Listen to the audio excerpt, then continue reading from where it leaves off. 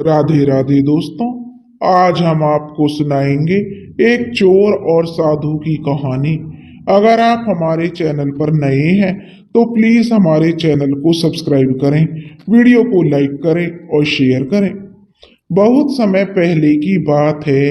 एक नगर में एक चोर रहता था। वो चोर चोरी करके अपना गुजारा करता था। एक दिन सिप्रा नदी के तट पर एक साधु की कुटिया में चोरी करने का विचार करके वो साधु की कुटिया में गया। जब चोर साधु की कुटिया में अंदर गया तो उसने जब इधर उधर चारों तरफ देखा तो वहां पर कुछ टीन कमंडल और एक सुंदर दुसाला उसे नजर आया। चोर ने सोचा बस इतना ही, पर चलो अब इसको बेचकर ही कुछ काम तो चलेगा। यह विचार करके जैसे ही वह सब उठाने के बारे में विचार करने लगा, तभी चोर को साधु की आवाज आई, बेटा जो भी ले जाना है चाहे वे ले जाओ, पर इस दुसाले में क्या रखा है? अगर तेरा काम इससे चल जाए तो तू यूं ही ले जा, इसमें चोरी करने की आवश्यकता नहीं है। यह कुटिया सबके लिए खुली है, यहाँ मेरा कुछ नहीं है। जो भी वस्तु काम की आने जैसी लगे वो तुम ले जाओ।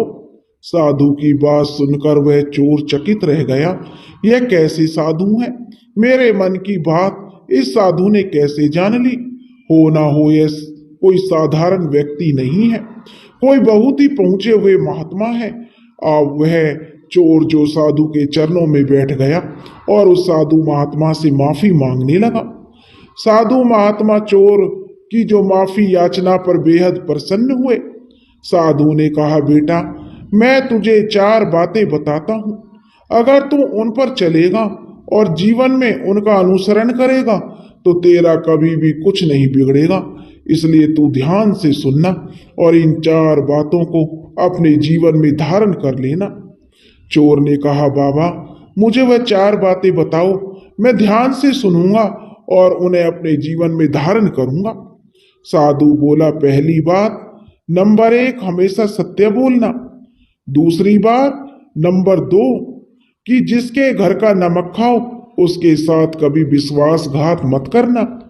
तीसरी बात साधु महात्मा ने चोर को बताई, जो नंबर 3 थी, कभी किसी की बुराई देखो तो उस पर पर्दा ही डालना।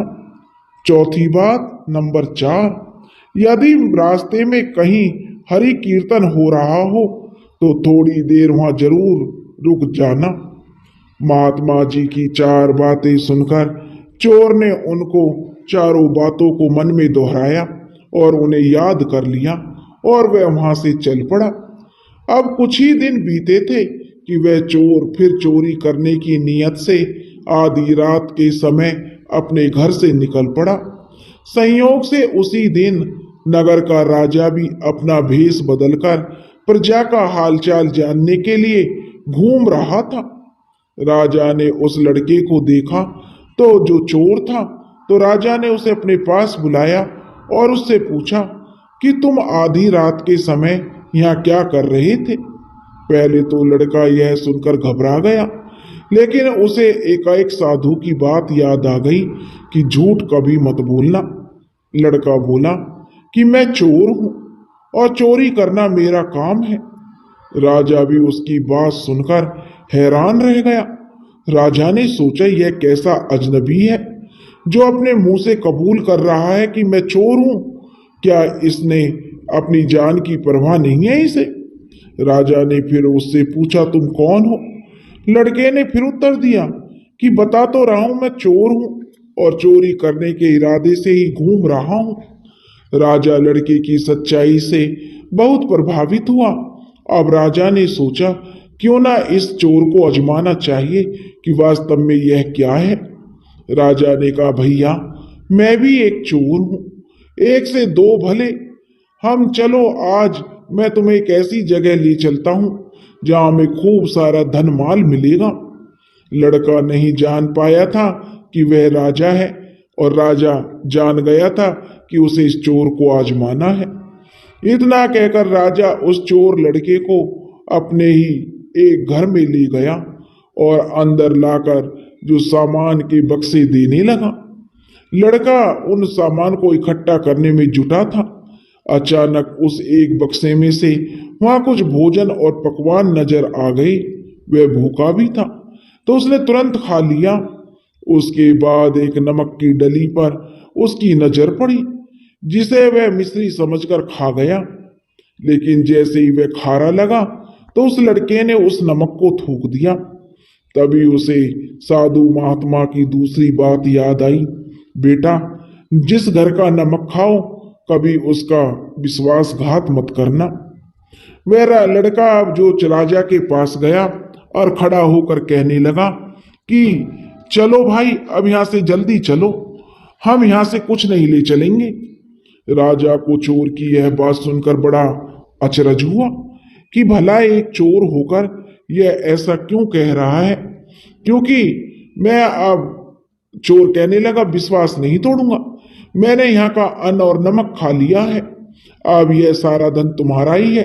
वह राजा से कहने लगा तुम ही इसे लेकर चले जाओ, अब मैं यहाँ से इसे लेकर नहीं जाऊंगा, मैं तो यहाँ से चला जाता हूँ। राजा उसे रोकते हुए कहने लगा अच्छा भाई, सुनो तो सही, कम से कम अपना अता पता ठिकाना तो बता दो, कल फिर कभी मैं आऊं तो फिर जो साथ मिलकर दोनों चोरी करेंगे।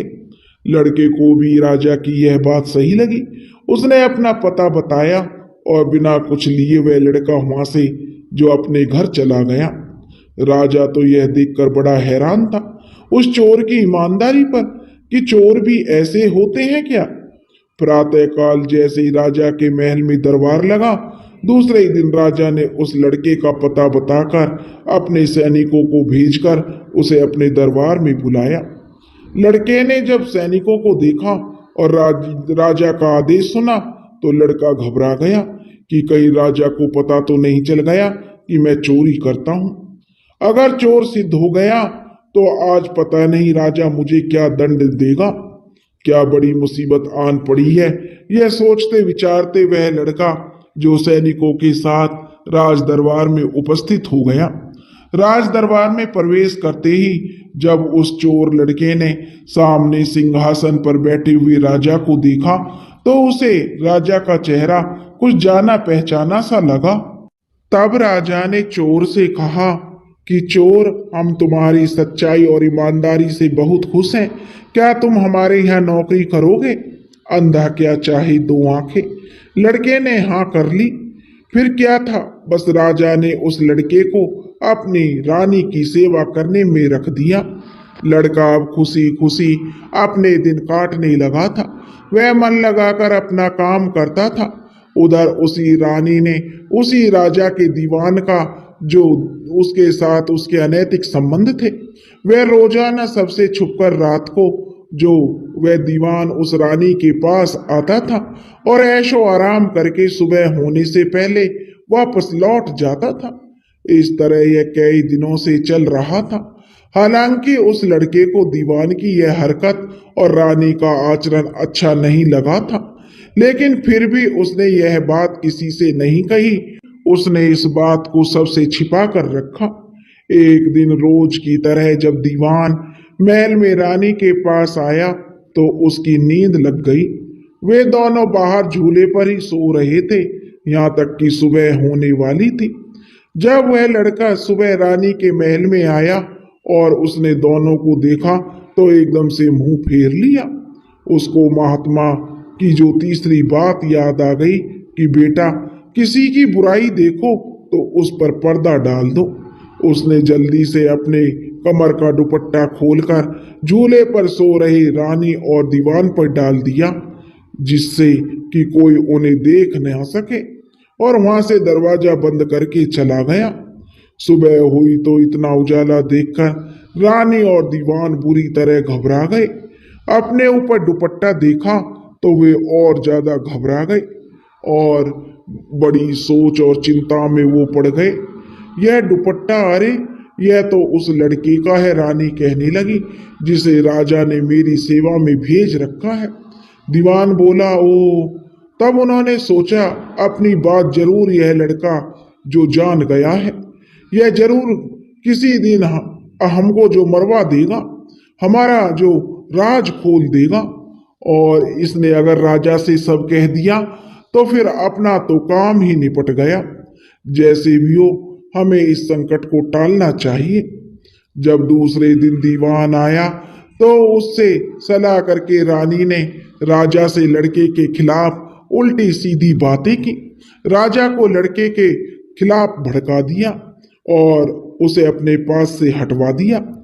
राजा रानी की इच्छा जानकर उस लड़के को वहां से हटवा दिया और उसके बाद राजा ने उसे बगीचे से फूल लाने की नौकरी दे दी।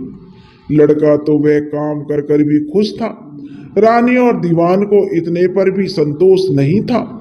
वे तो अब उसे अपने बीच का कांटा समझने लगे थे और किसी भी तरह से उसे हटाना चाहते थे। अब उन्होंने सोचा कैसे भी हो इस लड़के को खत्म कर दिया जाए, क्योंकि अगर यह जिंदा रहेगा तो एक ना एक दिन यह हमारा राज खोल देगा, सबको हमारे बारे में बता देगा। उस बगीचे के माली और मालिन को खूब असरफियां देकर दीवान ने अपनी तरफ मिला लिया और उसी बगीचे में पूरी योजना के साथ उस लड़के की हत्या का प्रबंध कर दिया। इस बाग में सुबह एक लड़का आएगा तो दीवान ने कहा माली मालन को, तो उसको मार देना है। उधर लड़का इन सब से बेचारा अनजान वो प्रतिदिन की तरह रानी और राजा के लिए बाग में फूल लेने के लिए गया तो वह कुछ दूरी पर ही होगा कि उसने एक भगत मंडली को हरि कीर्तन करते हुए देखा। पहले तो वह लड़का जल्दी जल्दी आगे बढ़ा कि कहीं देर होने से राजा नाराज ना हो जाए, मुझे फूल तोड़कर लाना चाहिए। परंतु उसे महात्मा की आखिरी सीख याद आ गई कि बेटा, रास्ते में हरि कीर्तन हो रहा हो तो कुछ देर रुक जाना। अब उनकी बात मानकर वो लड़का वही चौथी बात पर जो अमल करने के लिए वहीं रुक गया। काफी देर हो गई उसे हरि कीर्तन में। उधर दीवान ने सोचा कि अब तो उस लड़के का काम तमाम हो गया होगा, देखूं तो सही जाकर कि कितना हुआ है। दीवान बड़ी चतुराई से बगीचे में गया। हत्यारों से पहले ही दीवान ने कह दिया था कि यह बाग जनाना है, यहाँ सिवाय उस लड़के के कोई आदमी नहीं आएगा और जैसे ही वह लड़का आए उसकी गर्दन पर तलवार से वार कर देना। लड़का तो अभी तक बाग में पहुंचा नहीं था। दीवान को यह लोग जानते नहीं थे। जैसे ही उस बगीचे में उसी दरवाजे से दीवान घुसने लगा, उसकी गर्दन पर तलवारों के वार पड़े। उसकी गर्दन और धड़ अलग अलग हिस्सों में हो गए। गुंडों ने दीवान की लाश को एक खड्डे में डाल दिया जो पहले से ही उन्होंने लाश के लिए बना रखा था। वे लोग अपना काम करके अपने अपने घर चले गए। हरि कीर्तन से लौटने पर लड़का बगीचे में आया और फूल तोड़कर राजमहल में ले गया। उसको जिंदा देखकर अब रानी और मालिन दोनों अचंभे में पड़ गईं कि यह लड़का जीवित कैसे है, इसको तो अब तक हत्यारों ने मार दिया होता। अब उनके पांव तले धरती खिसक गई। अब वो सोचने लगी यह लड़का जिंदा कैसे हो गया।